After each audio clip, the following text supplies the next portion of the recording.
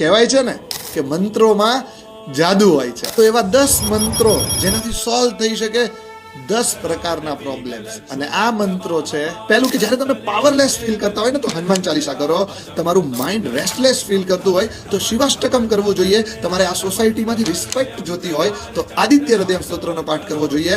તમારા family problem ચાલતા હોય તો ગણપતિ અથર્વશિષ્ટ પાઠ કરવો જોઈએ. તમને બાળકો થવામાં પ્રોબ્લેમ હોય તો ગોપાલ સહસ્ત્ર નામ કરવું જોઈએ. તમારે કોર્ટ કેસમાં અગર વિજય જોતો હોય તો સુંદરકાંડના પાઠ કરો. ફાઇનાન્શિયલ ક્રંચમાં અટવાઈ ગયા છો તો કનક ધારા સ્તોત્રનો પાઠ કરવો જોઈએ. અને તમે એવી સિચ્યુએશનમાં છો કે ડિસિઝન નથી લઈ શકતા, આવા સમયે વિષ્ણુ સહસ્ત્ર નામ લેવું જોઈએ. તમને કન્ટિન્યુઅસલી હેલ્થ ઇશ્યુઝ ચાલી રહ્યા છે તો દુર્ગા સપ્તશતી પાઠ કરવું જોઈએ.